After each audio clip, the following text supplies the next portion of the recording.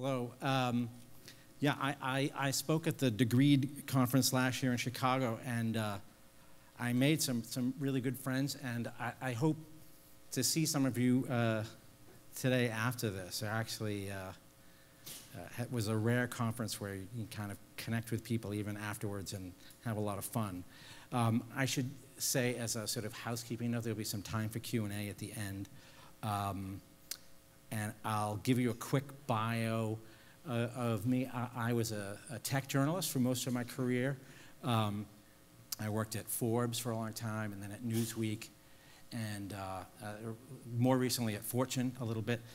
Along the way, I created this blog about Steve Jobs where I pretended to be Steve Jobs, and it sort of became this character called Fake Steve Jobs, and it went really viral, and it ended up turning into a book that I wrote, and then became a TV development project that never got off the ground. But when the show Silicon Valley was sold to HBO, after or during the first season, those guys were people I had talked to when I was developing my show. And so I ended up going to work with them for a couple of years. So I became a sort of TV screenwriter. I'm now writing a movie based on Disrupted. So last year's talk was about reinvention, and I was adding it up, and I think I've had 7 jobs since I turned 50. And I think it's more jobs than I had in all the time before that. They're all kind of the same job, but on different platforms. I also want to apologize. I guess you all got one of these about my new book, and this was not my idea. But my publisher they get so excited, you know, that you're going to have a captive audience that they can market to, and the book isn't out yet, so they were like, shit, what do we do? You know, like, okay, let's give them all a card. I don't know what you do with this card, and it has a link to my website, which won't tell you anything about the book either, because I haven't put it up yet. But anyway, I apologize for the marketing. Oh, and along the way, I worked as a marketing guy. That was the other thing, which is what my book ended up being about. So today, I wanted to talk about a little bit about what's in this new book. But it sort of ties in with what the first speaker today, Jean-Marc, talked about from Korn Ferry, which is this amazingly disheartening survey from a couple of years ago where they asked 800 CEOs, you know, what are your most important assets? And people didn't even make the list. Like human beings didn't make the list, right? And they all put, you know, technology at the top. So I have spent the past year working, and again, I'm not marketing my book. Don't buy my book, okay? But I spent the past year working on this book, How Silicon Valley Made Work Miserable for the Rest of Us. And it sort of ties in with that idea that people don't matter anymore, because this began when I started seeing these rising levels of unhappiness at work. When my last book came out, which is a book about being miserable at work, I was taken aback because I thought it was sort of a unique experience, but instead I was overwhelmed with email from all over the world. Like a guy wrote to me literally from Mosul when there was a battle raging saying, I read your book, which I don't know how he got it, and I went through something just like that, but it cheered me up during the Battle of Mosul. I was like, all right, dude, then my work here is done. You know, it was mic drop. But I had this anecdotal sense of this, and people would write me long emails, and they would tell me their stories, and they were really heart-rending stories, and I thought, you know, looking for the easiest way out, well, I'll just do another book, and I'll tell their stories, right? So it ended up being that, but then I started looking at research and data, and it's kind of appalling. Like, so we have steadily declining job satisfaction, engagement, which you probably all think about, is kind of stalled, doesn't go anywhere, right? And yet it seemed to me that things should be great, right? That you know, we have this amazing technology, the internet, we're in the 4th industrial revolution. You know, you can take out your phone, tap a piece of glass, and a guy in a car shows up at your house 5 minutes later and takes you anywhere you want to go, right? I mean, that's like really amazing to me. And yet, we're like taking antidepressants at a rate like 5 times what it was 20 years ago. Suicide rates are spiking. Like, we're killing ourselves and like taking happy pills to get through the day at a time that should be like the most amazing, magical time ever, right? Life expectancies are longer than they've ever been, all these other reasons. So I set out on this journey to sort of figure that out, you know. I had all this data about stress and anxiety, depression, even in like really extreme cases, suicides, and at places where you wouldn't expect it, like really good companies, like the kind of people who have jobs where you think, shit, I would kill to have a job at blank, right? And so the idea of the book was to figure out like, why is that happening? And then how could we turn it around, you know? And I guess, you know, if it's not a surprise, like if CEOs say that people don't really matter anymore, it's no surprise that then people are really, really unhappy, right? And the things they're all obsessed with are these 3 things: robotics, automation, AI, right? And everywhere I went, because I also visited old companies, you know, big companies that were, you know, terrified of being disrupted by technology. The idea seems to be that these will replace human beings, right? And that sort of caused me to ask, like, do human beings, like, even matter, right? If we're all going to be replaced, if you were a complete sociopath who runs a company, would you even care about human beings, right? And in 2 senses of the word. One is, you know, does a company's success hinge or depend on the actual talents and abilities and skills of the individual human beings in there? Like, if you have a better team, will you win, right? And the other is, does the company have any responsibility to care about the people who work there, right? To look after their well-being, right? And Silicon Valley, where I've, you know, worked most of my life, used to say yes, but now I'm convinced they say no. Like, you might not even have to give them truth serum to get them to say no, right? But if you gave them truth serum, they would all say right. And then and that's the bet they're making, right? They're actually making a bet that, you know, treating people really badly is the key to success. And if they're right, that's really bad news. Well, it's bad news for what you guys do for learning and development, right? It's, I think it's bad news for all of us. So I want to believe that humans matter, only because it's like, you know, I'm on Team Human, you root for your own species, right? I don't want the robots to win, I want us to win. And so I'm like casting around for like, what's left that we do better than computers, you know? And one of them is, I think, creativity and innovation. Like, working on a TV show, I'll tell you, the other funny thing about working, that I learned working on a TV show, comedies are really funny to watch, they are miserable to write. And you've never met more miserable people than comedy writers in Hollywood. They're all suicidal. Like, you sit there, they're all like the darkest, sickest, most unhappy people you ever met. Which was good, because I fit right in. I was like, yes, you know, it's like my people. You know, they're just like journalists, you know? Like, so bitter and, you know, full of hate. And so it was a really good fit.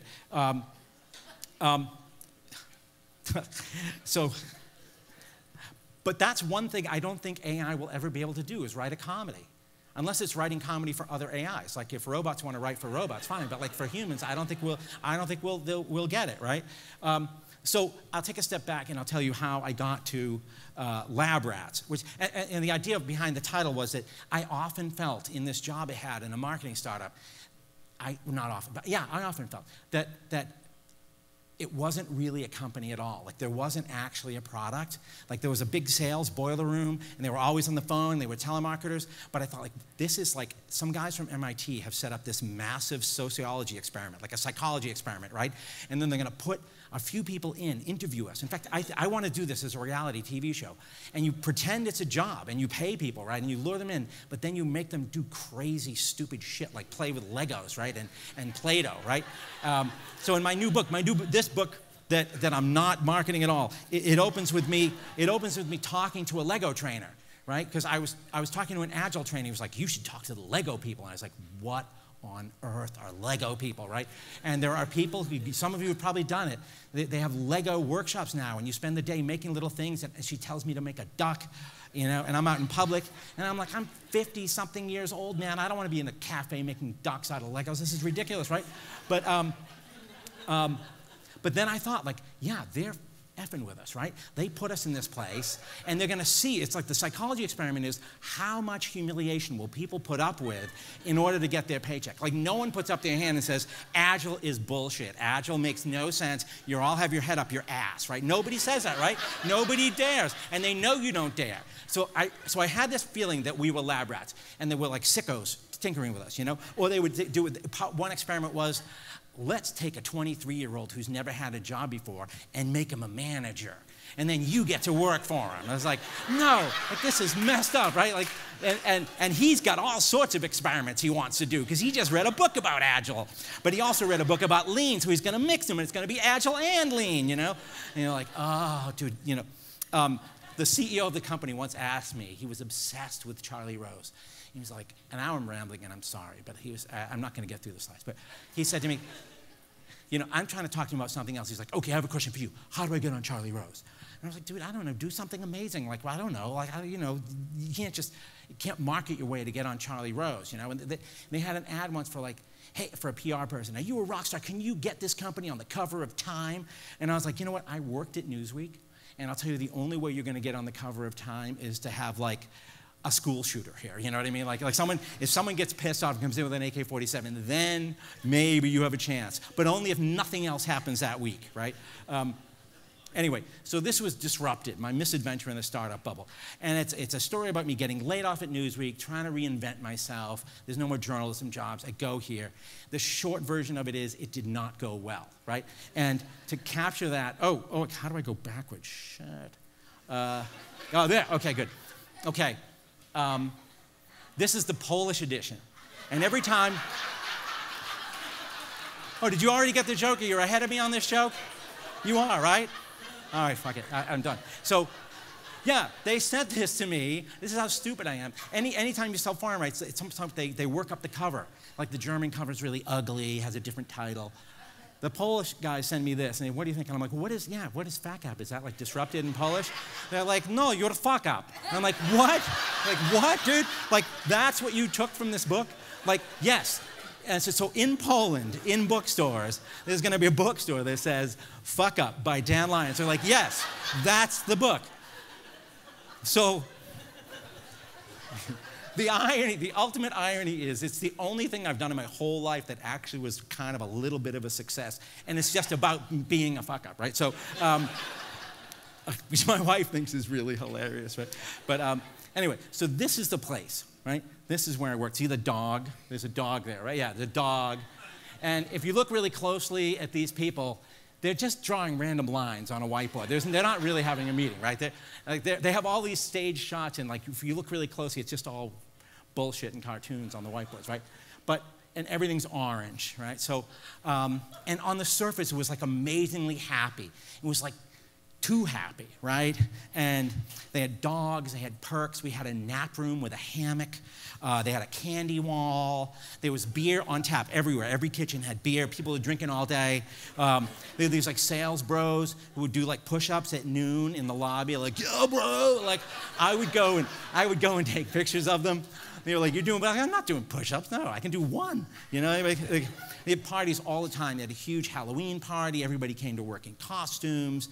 They had a huge Cinco de Mayo party that was ethnically insensitive, let's say. They thought it was great. They had ping pong, foosball, big, huge game room, musical instruments if you just wanted to jam, you know. And then in the meeting rooms, like the conference rooms had, some were regular, but some had beanbag chairs, like you would sit, like grown adults, like sitting on the floor in beanbag chairs, trying to talk about, you know, serious business stuff, right? We had bouncy ball chairs, you know, supposed to be good for your abs. I'm like, I can't, I'm gonna fall off that, you know. And the decor was like, you see, like all this bright, basic colors, like orange everywhere. People came to work wearing company stuff. And then we had this manifesto, with this culture code. And it was like, told you how to be HubSpotty, like how to be a good employee here. And they had their own language. They talked about delition and 1 + 1 = 3 and all. We had these slogans and made up words. And we're all in this like important mission, right? I mean, really what we sold was spam. We sold like stuff that let you send email spam, right? But we were like superstars and rock stars. And people say, what's your superpower? And be like, no, I don't know, Jesus Christ, in training, it's like, what's the one thing about you that nobody makes you unique? I'm the only one who's had a colonoscopy in this room, and I apologize to some of you who were here last year. You're hearing the same jokes again, and I'm sorry about that. But anyway, I realized very quickly it was like a cross between like a frat house and a Montessori kindergarten and a Scientology compound, right? Like they were all brainwashed, right? Nobody would ever, you could never criticize the cult. If you did, you were out, right? And they had this thing called, well, they didn't call it this. I called it praise-gasms, where they would have, like, the kids figured out, like, that's the other reason I thought it was an experiment, because I thought the experiment was, what would happen if you hired nothing but kids who had never had jobs before, and you just turned them loose in a building and let them run a company? It's like Lord of the Flies, right? Pretty soon they got spears and shit, right? And that's what happens. They turn on each other, right? They have in-groups and out-groups. But they figured out that one way to get ahead was to give praise. Like they really valued giving praise. And so you'd get this email, and it would be CC'd to everyone in the department saying, oh my God, I just want to say that, Toby is so awesome, and last week he did this, like, really stupid minor thing, but like, oh my God, it was so great, right? Right? Okay, great. Like, and then I'd be like, done, delete, done, bye, I'm not reading that shit, right? And then the protocol was everybody did a reply to all and added their own, right? So the inbox would just start filling up with all these nitwits saying like, oh my God, yeah, Toby's awesome. Toby for president, And I'd be like, Jesus freaking Christ, right? So then I decided I'm going to have fun with these people. I started joining in. I was like, yeah, Toby is the best. Woo, woo, woo. And I was like 8,000, exclamation points. And they'd be like, cut that shit out. We know what you're doing, right? But the biggest feeling I had, though, honestly, not all joking aside, was relief. Because I had spent years working for these magazines that were going out of business, right? And you're always worried about getting laid off. And the axe was always over your head. And I thought, for the first time, I've crossed the river now. I went from the disrupted side to the disruptors. These guys are growing like crazy. They're hiring like mad. Like every 2 weeks, there would be a new batch of new people, right? And I thought, this place, you can never get laid off. I can get good 10 years, 15 years out of this place. I'll just ride along with it as it gets bigger and bigger, new opportunities, But in fact, it was terrible. Like, they fired people all the time. There was no job security. It was way worse than any magazine I ever worked at, right? And to make it weirder, when they fired you, they called it graduation, and they were cheery about it. And they would be like, Toby just graduated, and we're really happy that he's going to go on his next big rock star adventure. And you'd look at him, and his desk is gone. He's gone. He's not there anymore, right? It was like being in Argentina in the 70s. Just boop, boop, boop, boop, boop, people just disappear, like for no reason. You don't even know why they got fired. You don't know. Nobody talks about them ever again, right? And they were all cheery about it, like, yay, But, to the people getting fired, it really wasn't cheery. Like, they didn't, on the other side of it, they weren't happy about it, right? They were like crying in their cars and having panic attacks. And then, of course, everybody who's left behind gets the message, right? Like, you could be next, right? Like, it's a great fear tactic, right? And for the first time, I saw this sentence: we're a team, not a family, right? And this was in our culture code. And what it meant was, you have no job security. We're like a sports team. Like, if a better shortstop comes along, boom, you're off. We're trading you to the Yankees, right? And it was like, this was part of our values. We're going to hire and fire all the time. And this was not their idea. This actually came from Netflix, which in 2009 published the first big culture deck and espoused this idea of being a sports team. And Sheryl Sandberg at Facebook said it was maybe the most important document ever to come out of Silicon Valley. And this is one of the central ideas, right? And it shaped this new way of engaging with employees, right? You have no job security. There's no career development. We're not doing anything to develop you. No benefits if possible. We'll make you a contractor so you don't get any benefits. And you're just on a tour of duty. This is not a career. You're here for a year or so. We're going to use you. And we're going to throw you out, right? And they're not embarrassed by this. They're actually proud of it. There's this whole body of literature about this. The former head of PR at Netflix, who wrote this culture code and then got fired later, which I think was great. But she has a book out basically saying like why this is so great And in this one scene where she's firing someone, she's like, "Are you crying? Are you kidding me? Like, why are you crying?" It's like, dude, you just fired her, right? But then when she gets fired, she does admit to a tiny bit of emotions. And she also says, we can't do career development. We don't do it. My advice to HR is no career development. Get that on your own. We owe you nothing, right? We also don't pip people. Don't put no performance improvement plans. If somebody's screwing up, boom, just cut them, fire them. And you don't even have to, do the exercise where you write them up a few times to build a little case against them. Her thing is, there's seriously a subtitle of a chapter going, "People very rarely sue," which I think is like great. Can you imagine? Like, good to know, right? People very rarely sue, right? It's like, so I found all this shocking because I, started covering tech in the 80s, and this was it. Our most valuable assets walk out the door every night, and now it's like our least valuable assets walk out the door every night. And I also worried because I could see Silicon Valley becoming more influential. You see these big companies like Walmart and Ford, Target, setting up incubators or labs in Silicon Valley, trying to sort of ingest whatever's in the air out there and learn from them. The best one is they have these things called Silicon Safaris, where they take people from old industries and they put them in a van and you drive around for a week and visit these startups and looking at the animals in the zoo to see how they do things. I met a group of German businessmen who were just on the last night of their safari one night, and they were just baffled. They were just they didn't make any sense at all to them. So all of this is kind of making people miserable, and there are various reasons that I touch on in the book, but one is money. If you look at money, basically we make less than we made a generation ago, and income inequality is at the highest it's been since right before the Great Depression, right? It's at record levels. There's insecurity, which is, you're living with constant fear. There's a great study about what fear does to your brain. This guy at Emory University has an MRI. He's a neuroeconomist, and he put people into an MRI. He scanned their brains, and then he attached electrodes to their feet. His name is Gregory Burns. You can look this up. And then he would zap them on their feet and watch what happened to their brain, right? Which is kind of cool. And he would then, the trick was you didn't know when the zap was coming. It could be, I think, every 30 or every 60 seconds, but it could be any time within that window. So then what he noticed in people's brains is before the zap came, they already started lighting up. Like the anticipation of the zap was as bad or worse than the zap itself. Then he added, he's twisted. He added a twist that said, okay, you have a choice. Would you rather be able to predict exactly when you get the zap, but you get 100% of your pain threshold, or keep it random and you'll get a much, much milder zap? Which would you choose? So show of hands, who would go with the I can predict when the zap comes, but it'll be 100%, threshold?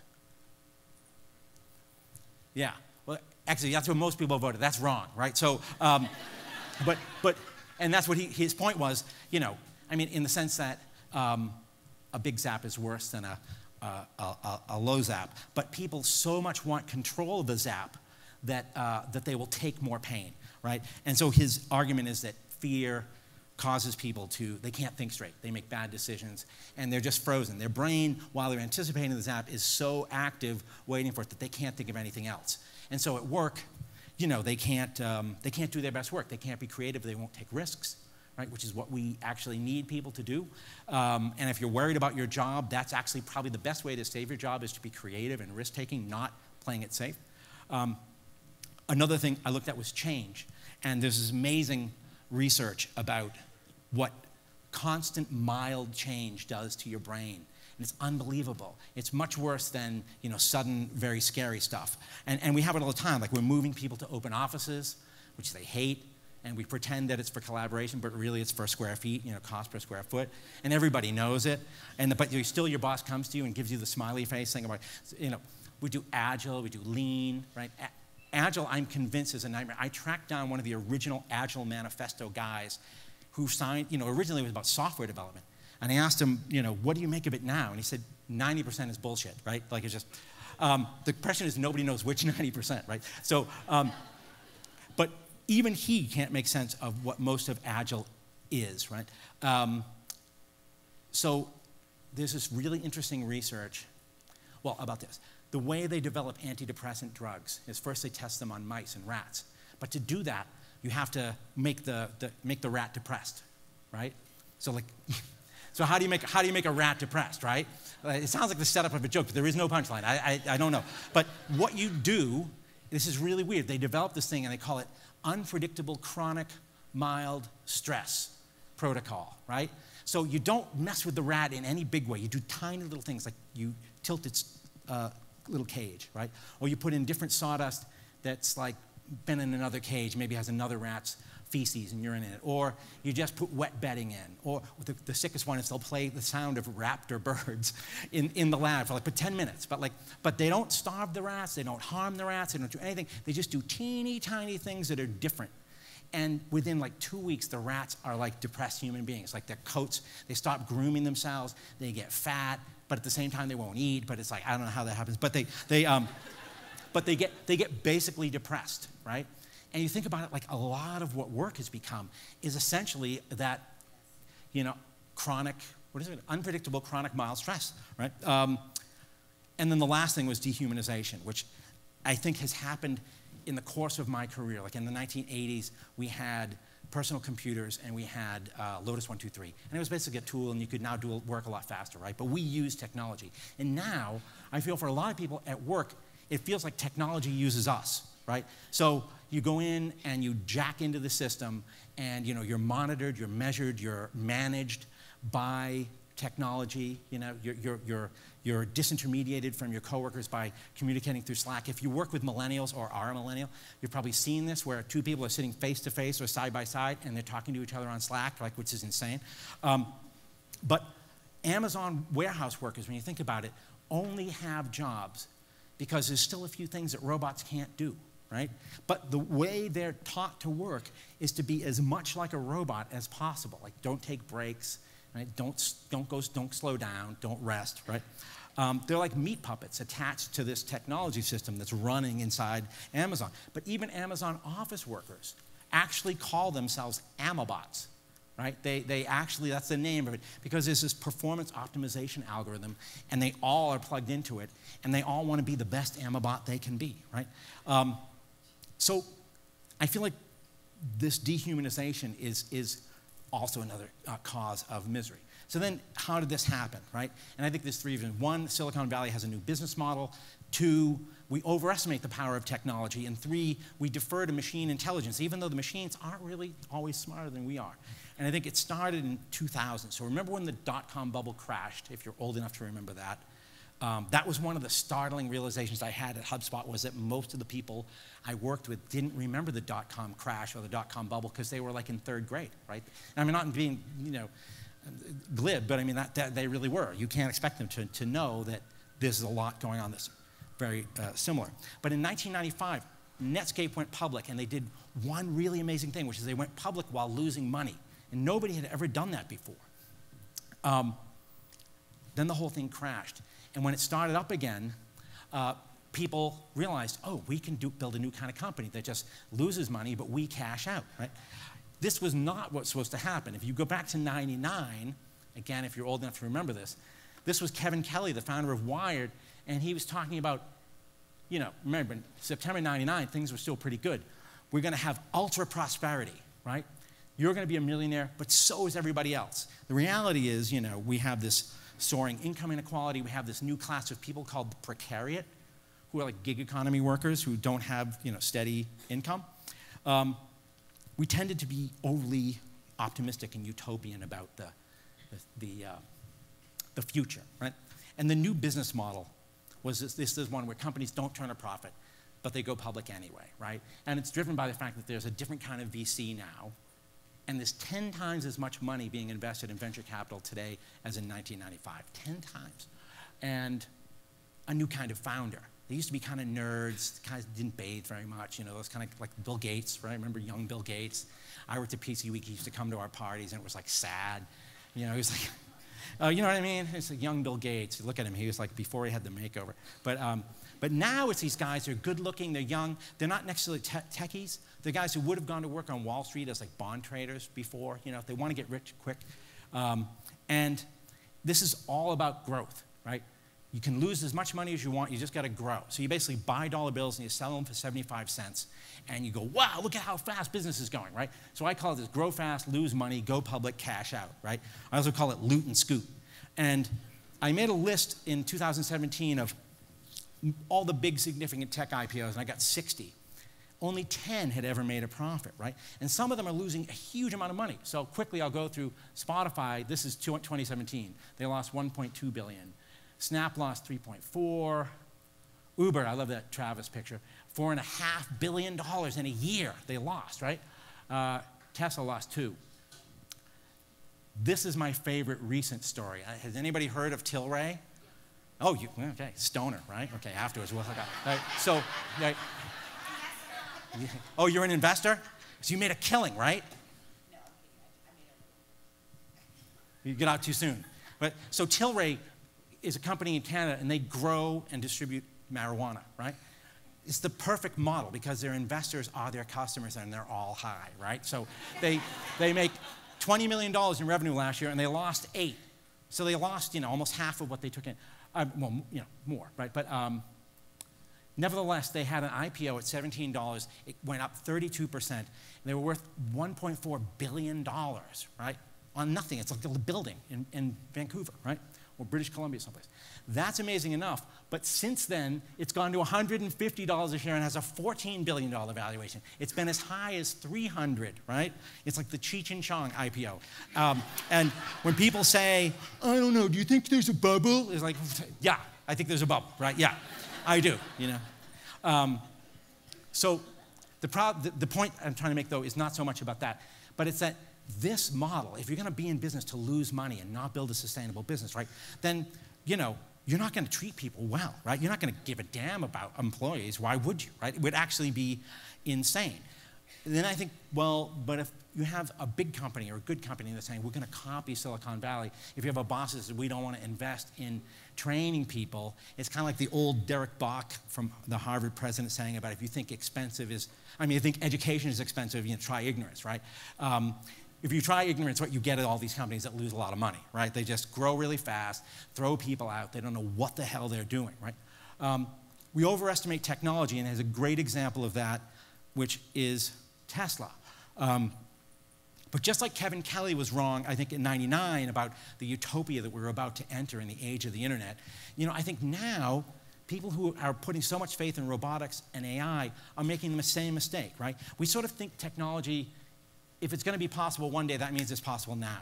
We sort of overestimate how fast things will get here, right? So this was the Tesla factory, right? And I hope I spelled that right. So Elon Musk was going to make the alien dreadnought, right? And it was going to be machines building machines, right? The whole thing will just run. And humans were going to be banned from the factory because they slowed things down to people speed, right? And Musk is a notoriously bad employer. Generally, I think a pretty, awful human being in general. But his recent troubles kind of bear that out. But anyway, so how did the alien dreadnought work out? Because you remember, like a few years ago, people were like, oh my God, this is going to reach, the most advanced manufacturing in the world, right? So there's actually a really good case study, because it turns out that Ford and Tesla were founded exactly 100 years apart, 1903 and 2003. And I thought, that Ford, I think that's a Model T, I don't know. That Ford, anyway, was a pretty cool and advanced thing in its day, probably as cool as that Tesla Roadster was. The combustion engine was still kind of new. Anyway, I thought, let's look at 1917 and 2017 and see who was doing better, right? So Ford in 1917 was making 700,000 cars a year at a price in today's dollars of $9,500. And they were still making a massive profit, even though he had doubled his wages for his workers in 1914. Tesla made 100,000 cars with all of its robots, right, and all of its software. Ford was literally using a rope to pull the cars through an assembly line, and doing them by hand, right? The average selling price in 2017 was like $120,000, unless I did the math wrong, but probably right. Anyway, and they lost $2 billion. So they've lost $5 billion over the course of the last 10 years, right? So great.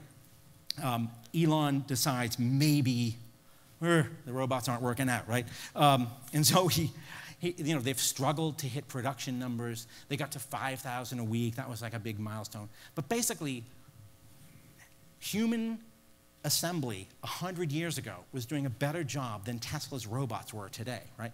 So Musk said he was going to, the robots were actually slowing things down. He was going to disautomate or de-automate, whatever you take.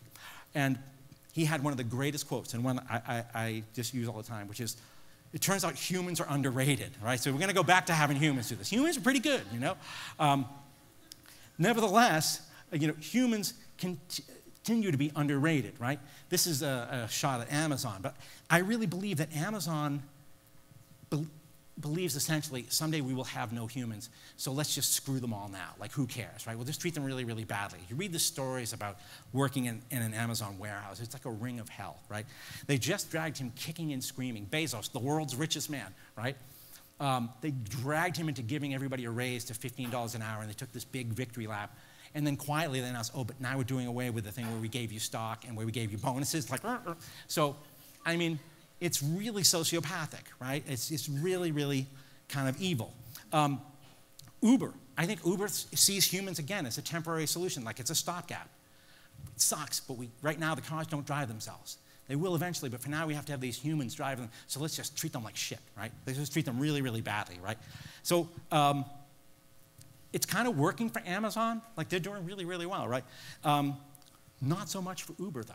And what's interesting to me about that is that the reason Uber had this big collapse last year, lost like $20 billion in valuation. It was about humans. Because as much as they don't like humans, the people they're driving around are humans, right? And those humans, their customers, actually found out how bad the humans on the other side of the wall had it.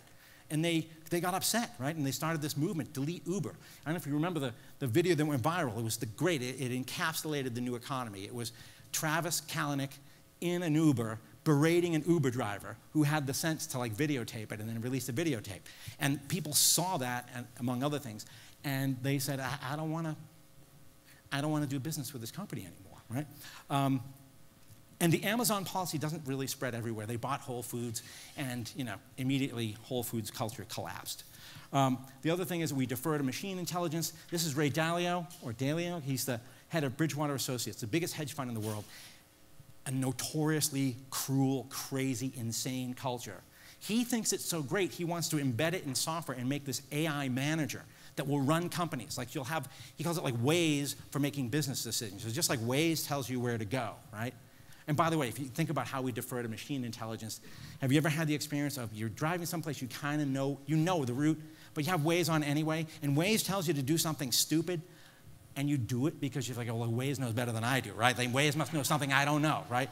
I think that's what we imbue technology with. And this is Ray Dalio's, like his advice to managers is think of yourself as a machine within a machine. Like the metaphor now of a company has been that the company itself is a machine. It used to be a clock, right? Our brain was a clock. The new metaphor is the computer, right? And there's lots more of AI, coming at us. There are now people trying to rehumanize work, and that's what I found. I decided to go look around and find people who, either for business reasons or just because they didn't want to be sociopaths, they decided to be good to employees. And there's this growing movement. It's sort of at the fringes of the tech world. And I think it makes sense in this way, that no matter how good robotics and AI and automation are, technology can be replicated. Anything, if you can buy it, I can buy it. So there's not really a sustainable advantage in there. There's an arms race, but there's not really sustainable advantage. The sustainable advantage is the human beings in the organization, right? The irony is that when machine intelligence becomes like ubiquitous, pervasive, cheap, it might almost be virtually free, the way storage or processing power is now. The only way to differentiate a company or to get an advantage might be human beings, right? So the first one I looked at, again, it's called Basecamp. These guys just put out a book. It doesn't have to be crazy at work. They're two guys. They never took venture money. They never went public.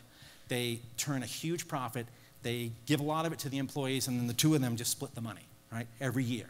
And they don't care if they get big. In fact, at one point they were getting too big, and they had all these side products. They just sold off everything except one product. They're like, we don't want to be a huge company. We just want to be 50 or 60 people, right? They do 40 hours max all year round, 32 in summer. Everybody takes Friday off, right?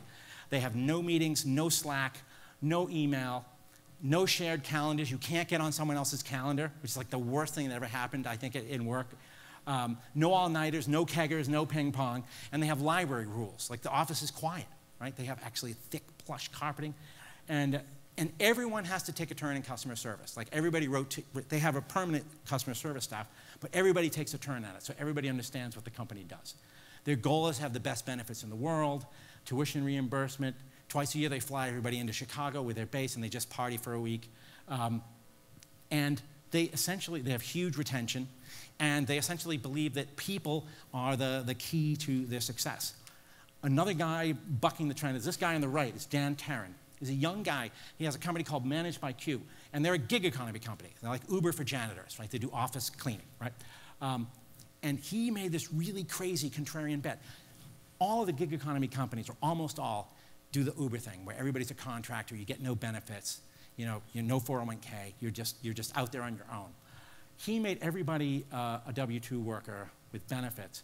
And his idea was it wasn't philanthropy, it was that people would stick around, and if they stuck around, they would do a better job, and then the customers would be happy because they'd have the same crew coming in every week. They wouldn't constantly having new people, right? So they would have greater customer retention. It's too early to say if it's going to work, but that's his bet, right? And oddly enough, the last point about the biggest draw, they actually surveyed all these office cleaning people and asked them what was the biggest incentive for you to come here. Was it the 401k? Was it the health insurance? The biggest thing was that they promote from inside.